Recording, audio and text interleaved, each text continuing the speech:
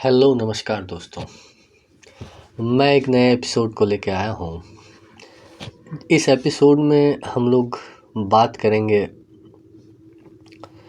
मेरी जो trading psychology की डेवलपमेंट है फ्रॉम लास्ट 10 इयर्स। नहीं एक्चुअली हाँ, मैं 2011 में आया था मार्केट में, तो मुझे इतने साल लग गए अपने साइकोलॉजी को डेवलप करने में। अब आप बोलोगे कि इतना लंबा समय कैसे लग गया। ये जो समय है वो कैसे बीतता है, ये इंसान को इसकी कोई भी वो मतलब इंसान को खुद ही नहीं पता चलता कि उसका टाइम किस तरह से इस मार्केट में बीत रहा है।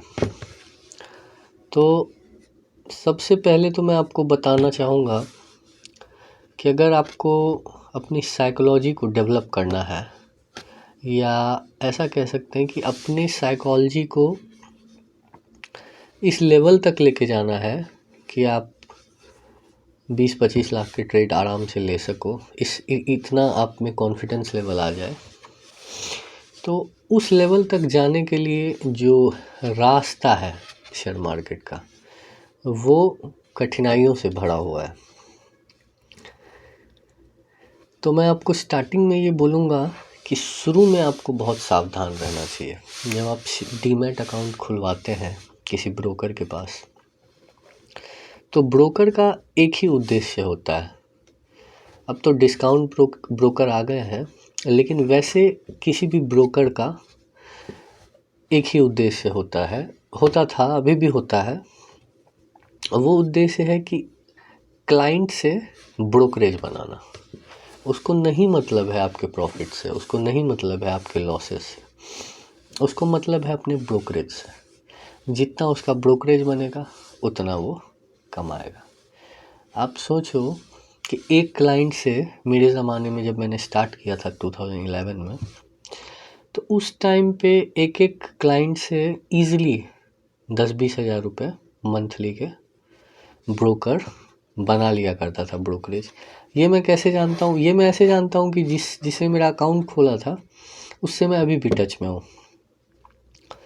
तो वो उसने छोड़ दिया, जिस ब्रोकर के पास वो काम करता था उसने वहाँ छोड़ दी नौकरी। लेकिन अब अगर दोस्ती हो गई है तो वो पत्ते तो खोलते ही हैं लोग बाद में। और बाद में पत्ते खोलते हैं इन द सेंस कि फिर पत्ते खोलते नहीं हैं, फिर तो क्लियरली बता देते हैं आपको कि भाई ऐसी थी, ये है, ये सिस्टम चलता है, ऐसा चलता है। कि ज़्यादातर लोगों को वो जानते हैं कि अगर डीमैट अकाउंट खुलाएंगे तो ज़्यादातर लोगों को शुरू में लॉस होते हैं। लेकिन जो बोलते हैं ना कि इनिशियल लक, कई बार शेयर मार्केट में आपका इनिशियल लक काम करता है। वो क्यों काम करता है? क्योंकि जब शुरू में आदमी आता है शेयर मार्केट में तो उसका लालच बहुत लिमिटेड होता है। तो आपको मैं ये बताना चाहूँगा कि आप ये समझो ना कि 2 ही प्रकार के इमोशन हैं जिनको आपको बहुत काबू में रखना है। पहला है फ़ियर और दूसरा है ग्रीड। ये 2 इमोशन पर आपको मास्टर होना है, तब जाके कहीं आप में कॉन्फिडेंस आएगा, आप ट्रेड ले पाओगे। तो डीमैट खुलवाने के तुरंत बाद आपको सबसे शुरुआत की जो सावधानी है वो कैपिटल को बचाने में होनी चाहिए कि किस तरह से मैं शेयर मार्केट में बस सरवाइव कर जाऊं। दूसरा कि आपको मार्केट पे फेथ होना चाहिए, भरोसा होना चाहिए कि मार्केट सही है, आप गलत हो। ये नहीं आप बोल सकते कि मार्केट तो मैनिपुलेटेड है, मार्केट तो कोई ऑपरेट कर रहा है, मैं जहाँ से शेयर लेता हूँ वहीं से शेयर घटते हैं। ये आप बोल नहीं सकते, और बोल के कर भी क्या लोगे आप। तो सबसे ज़्यादा ज़रूरी जो चीज़ है वो है कि आपको अपने ऊपर सेल्फ कंट्रोल होना बहुत ज़रूरी है पैसे के मामले में, जो कि 1 दिन में, 2 दिन में, 2 महीने, 4 महीने, साल भर में होना बहुत ही मुश्किल है, टाइम लग जाता है। जिस तरह से एक बच्चे को अगर आप बोलो कार खरीदने के लिए, तो उसको थोड़ा टाइम लगेगा। अगर वो मिडिल क्लास का बच्चा है तो उसको अपनी सोच को कार के लेवल तक लेके जाने के लिए थोड़ा सा टाइम लगता है।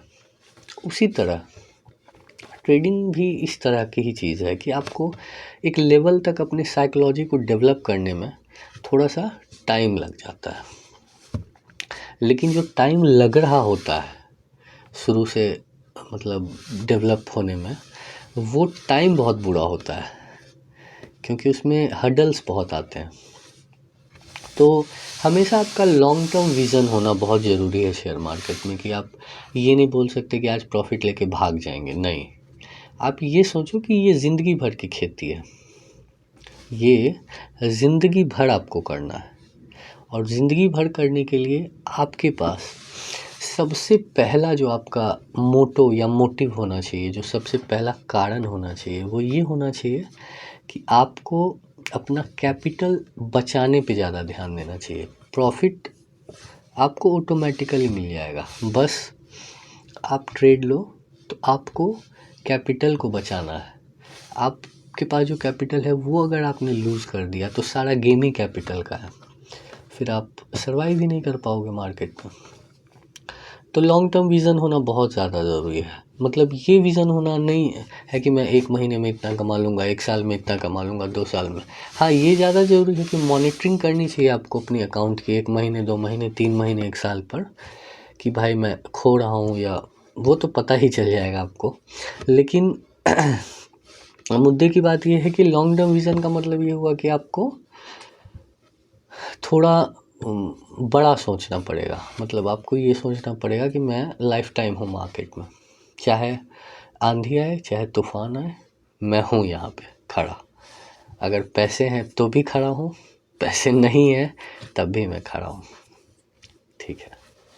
तीसरा है, जहाँ पे अगर आप शुरुआत कर रहे हैं मार्केट में, तो आपके पैसों का डाइवर्सिफिकेशन, इन्वेस्टमेंट का ये रूल है, ट्रेडिंग में भी जो कि लागू होता है। डाइवर्सिफिकेशन होना आपका बहुत ज़रूरी है।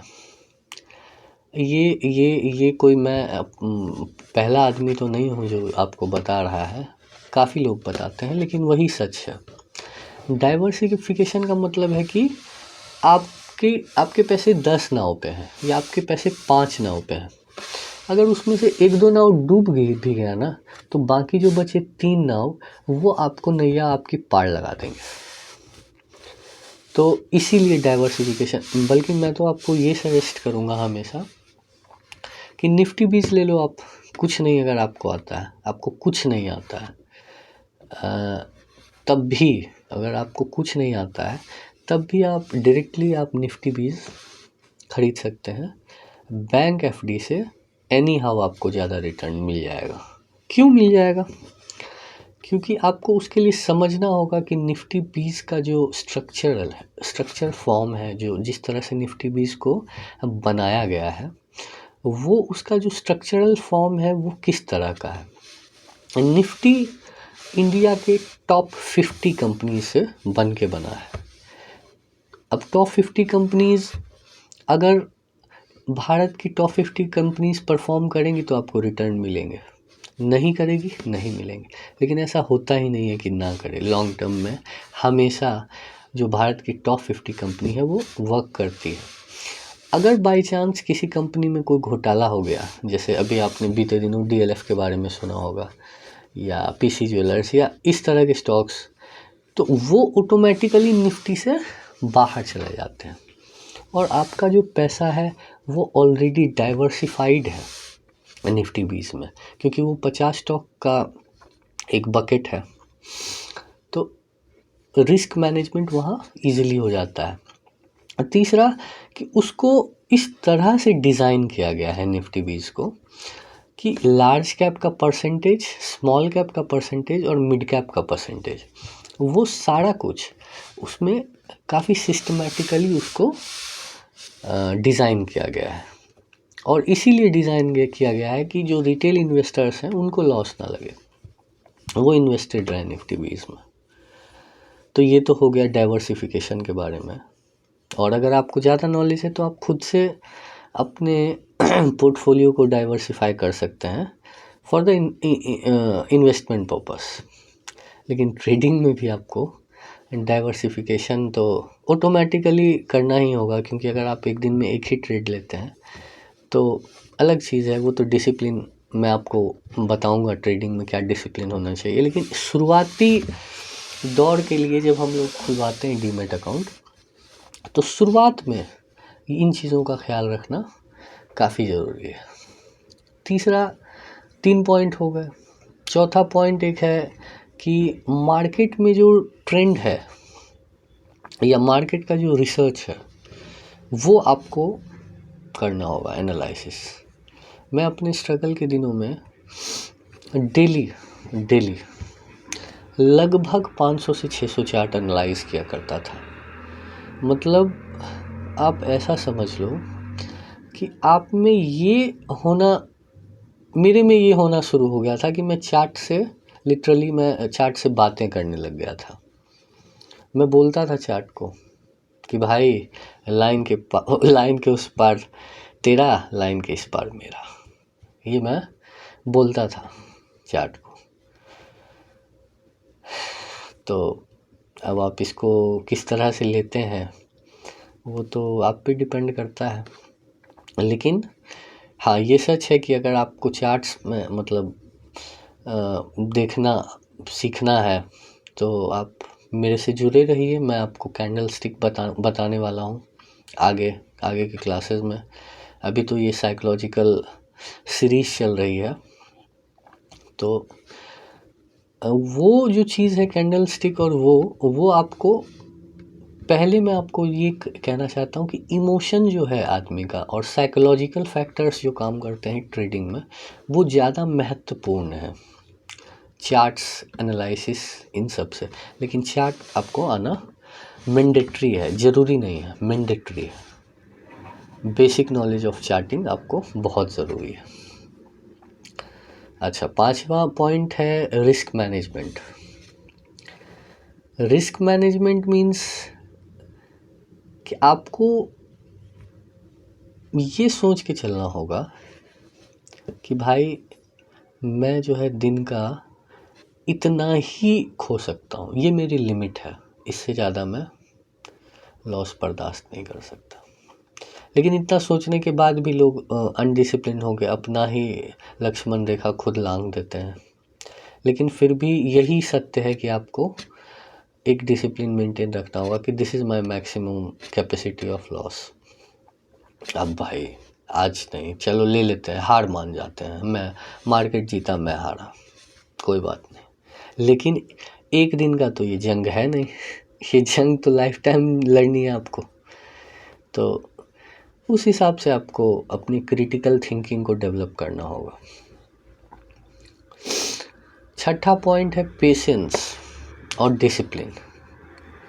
पेशेंस मतलब कि ये नहीं हुआ कि आप लॉस में पेशेंस करके बैठे हुए हैं। लॉसेस में तो आपको ऑटोमेटिकली पेशेंस, आप ट्रेडर से इन्वेस्टर 1 मिनट में बन जाएंगे जब आपको लॉस होगा तो। लेकिन प्रॉफिट का जो मैक्सिमाइजेशन है कि जहां आपको 10,000 का प्रॉफिट होना चाहिए वहां आप 2,000 का प्रॉफिट लेके निकल जाते हो, और जहां आपको 2,000 का लॉस लेना चाहिए आप 10,000 का लॉस ले लेते हो। तो ये रिस्क मैनेजमेंट आपको करना ही होगा, कोई उपाय ही नहीं है।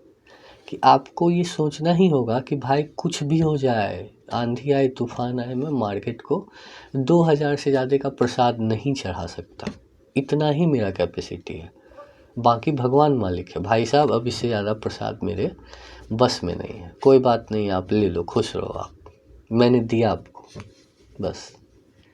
लेकिन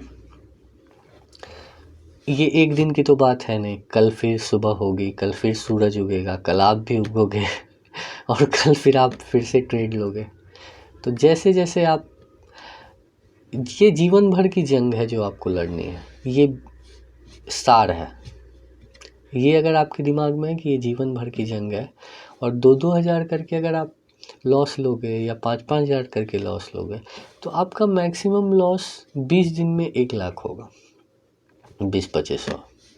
लेकिन अगर आपने एक ही दिन 1 लाख का लॉस ले लिया, या एक ही दिन आपने 20 हज़ार का लॉस ले लिया, तो आप इस मार्केट में टिक नहीं पाओगे। आपके पास फंड ही ख़त्म हो जाएंगे, और सारा गेम ही फंड का है। बिना कैपिटल के नो कैपिटल मार्केट, ठीक है। और दूसरा है, एक और पॉइंट मैं आपको लास्ट में जो कंक्लूड कर देता हूँ, इस मार्केट में आगे बढ़ने का एक ही शुद्ध, देसी और दमदार उपाय है, लर्निंग। जब तक आप लर्निंग नहीं करते हो, जब तक आप लर्न करने की आप में लालसा नहीं होती है, तब तक आपका ग्रोथ होना नामुमकिन है। आपको मार्केट के हर एक टर्मिनोलॉजी को, चाहे आप गूगल पे सर्च करो, चाहे आप यूट्यूब वीडियो देखो, चाहे आप किसी से कोचिंग लो, चाहे पैसे दे के सीखो, बिना पैसे के सीखो, एनी हाउ, बुक पढ़ो, किताब पढ़ो, नोट्स बनाओ, रात में जगो, हंसो, रो, कुछ भी करो, हर चीज़ आपको सीखनी पड़ेगी। आप ये नहीं कह के बच सकते कि भाई ये चीज़ टर्म ही पहली बार सुना है, मुझे तो पता ही नहीं था। हर एक चीज़ का डिटेल्ड जो कॉन्सेप्ट है वो आपको सीखना ही पड़ेगा, कोई उपाय नहीं है। तो मार्केट में अगर आपको रहना है लॉन्ग टर्म तक, तो आपको लर्निंग से ही ग्रोथ मिल सकती है। दूसरा कोई होली ग्रेल नहीं है कि मैं भाई ये सॉफ्टवेयर ले लेता हूँ, उसमें तो एल्गो ट्रेडिंग हो जाएगी।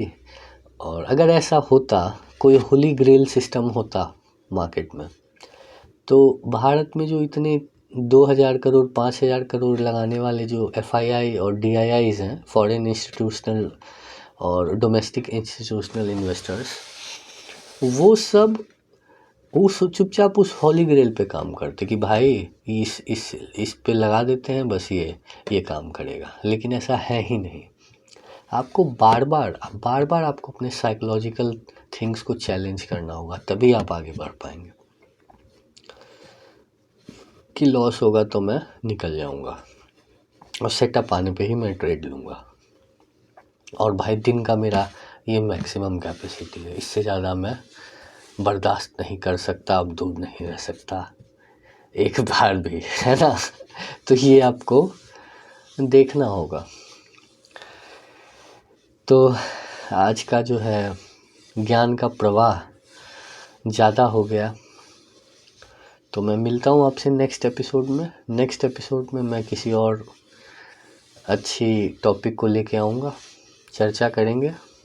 और मुझे देखने और सुनने के लिए आपका बहुत बहुत धन्यवाद। Thank you.